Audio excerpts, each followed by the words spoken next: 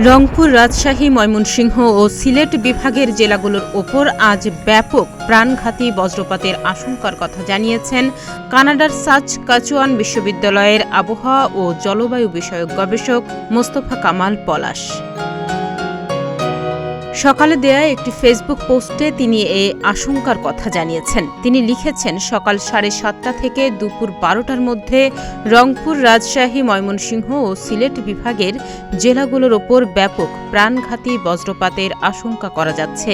দিনের সময় বৃদ্ধির সাথে সাথে রংপুর ও ময়মনসিংহ বিভাগ থেকে দক্ষিণ দিকে রাজশাহী ও ঢাকা বিভাগের দিকে অগ্রসর হওয়ার আশঙ্কা করা যাচ্ছে।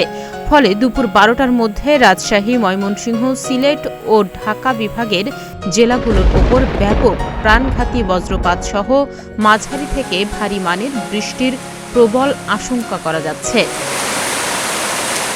ফেসবুক পোস্টে তিনি আরও লিখেছেন, গত 3 দিনে ময়মনসিংহ ও সিলেট বিভাগের জেলাগুলোর ওপরে বজ্রপাতের আঘাতের কারণে একাধিক কৃষি শ্রমিকের মৃত্যু হয়েছে।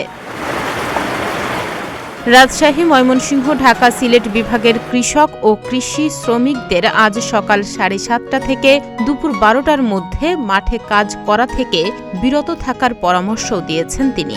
এ সময় খোলা মাঠে কৃষিকাজ করলে বজ্রপাতের কারণে মৃত্যুর প্রবল ঝুঁকি থাকবে। তাহনিয়া ইয়াসমিন, প্রতিদিনের বাংলাদেশ।